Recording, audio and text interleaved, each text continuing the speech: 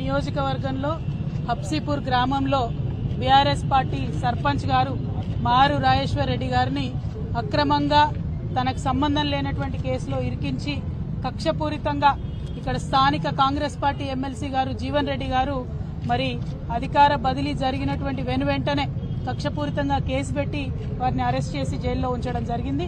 30 ఏండ్లలో జీవన్ రెడ్డి గారి హయాంలో ఎన్నడూ జరగనటువంటి అభివృద్ధి బీఆర్ఎస్ పార్టీ మా డాక్టర్ సంజయ్ అన్న గారు గెలిచిన తర్వాత, కొప్పుల ఈశ్వరన్న గారు మినిస్టర్ అయినాక, కేసీఆర్ గారు సీఎం అయినాక హబ్సీపూర్ గ్రామంలో అంత అభివృద్ధి మనం చేసుకోవడం జరిగింది. జరిగినటువంటి అభివృద్ధిని ఓర్వలేక మరి అధికారం మారిన వెంటనే మా సర్పంచ్ గారిని జైల్లో వేయడం అన్నది చాలా దారుణం. కక్షపూరితంగా ఇట్లా జీవన్ రెడ్డి గారు మా కార్యకర్తల పైన కేసులు పెట్టడాన్ని మేము చూస్తూ ఊరుకోం. చట్టపరంగా ఎదుర్కొంటాం, వీధులలో ఎదుర్కొంటాం, అన్ని రకాలుగా కూడా ఎదుర్కొంటాం.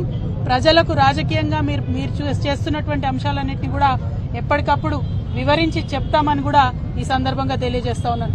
చాలా సీనియర్ నాయకులు జీవన్ రెడ్డి గారు కాంగ్రెస్ పార్టీ అధికారంలోకి రావాలే రావాలే రావాలే అన్నారు. మరి అంతకుముందు కాంగ్రెస్ పార్టీ అధికారంలో లేనప్పుడు, బీఆర్ఎస్ పార్టీ అధికారంలో ఉన్నప్పుడు ఫ్రెండ్లీ పోలీసింగ్ పేరుతోని ప్రజలను పువ్వుల్లో పెట్టుకొని చూసుకోవడం జరిగింది. ఏ పార్టీ కార్యకర్తలైనా వారి మీద రాజకీయ పరంగా మేము పోరాటం చేసినాం తప్పితే చట్టాన్ని వాడుకొని, పోలీసులను వాడుకొని ఇట్లా ఎప్పుడు కక్ష తీర్చుకోలేదు. ఇది కాంగ్రెస్ రాజ్యమా, కాకీల రాజ్యమా అనే విధంగా ఇవాళ రాష్ట్రమంతా కూడా వ్యవహారం నడుస్తా ఉన్నది. ప్రతి నియోజకవర్గంలో ప్రతి చోట కూడా ఇటువంటి వైఖరినే కాంగ్రెస్ పార్టీ ప్రదర్శిస్తా ఉన్నది. కాకపోతే జీవన్ రెడ్డి గారికి మేము హితవు చెప్తా ఉన్నాం, ఇటువంటి వైఖరి ఎక్కువ రోజులు నిలబడదు, ప్రజలు తిరగబడతారు. ఇప్పుడు మీరు వాగ్దానం చేసినటువంటి అమలు చేసేటటువంటి ప్రయత్నం చేయండి. మీరు అలవి కాని వాగ్దానాలు చేసి అధికారంలోకి వచ్చినారు, వాటిని అమలు చేయండి, ప్రజల కోసం పనిచేయండి.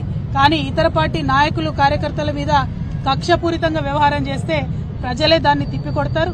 తెలంగాణ ప్రజలందరికీ కూడా వినమ్రంగా మేము విజ్ఞప్తి చేస్తా ఉన్నాం.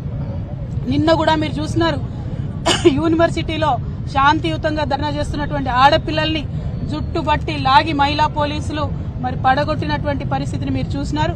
ఇట్లా పోలీసులు ఇటువరకు ఎప్పుడు కూడా తెలంగాణ రాష్ట్రంలో వ్యవహరించినటువంటి దాఖలాలు లేవు. మరి ఇవాళ కాంగ్రెస్ పార్టీ వచ్చినాక కొత్త ఒరవడి ప్రారంభమైంది. మరి ఇటువంటి అధికారం పోలీసులకు ఇచ్చి ఇది నిజంగా కాంగ్రెస్ పార్టీ రాజ్యమా, కాకీల రాజ్యమా అనే విధంగా చేస్తా ఉన్నారు. దీన్ని మేము తీవ్రంగా ఖండిస్తా ఉన్నాం. బీఆర్ఎస్ పార్టీ నాయకులు, కార్యకర్తలు అందరూ కూడా ధైర్యంగా ఉందాం. మనం ఉద్యమాలు చేసి, పోరాటాలు చేసి వచ్చినటువంటి వాళ్ళం. ఇదే కాకీల మీద, ఇదే కాంగ్రెస్ పార్టీ మీద ఉద్యమాలు చేసి తెలంగాణ రాష్ట్రం తెచ్చుకున్న వాళ్ళం కాబట్టి మనం అదే స్ఫూర్తితో ముందుకు వెళ్దాం. అల్టిమేట్ గా మనకు కావాల్సింది తెలంగాణ ప్రజలు బాగుండాలి. ఈ కాంగ్రెస్ పార్టీ చేసినటువంటి వాగ్దానాలు ప్రజల వరకు చేరే వరకు కూడా పోరాటం కొనసాగిస్తామని తెలియజేస్తూ జై తెలంగాణ, జై కేసీఆర్, జై తెలంగాణ.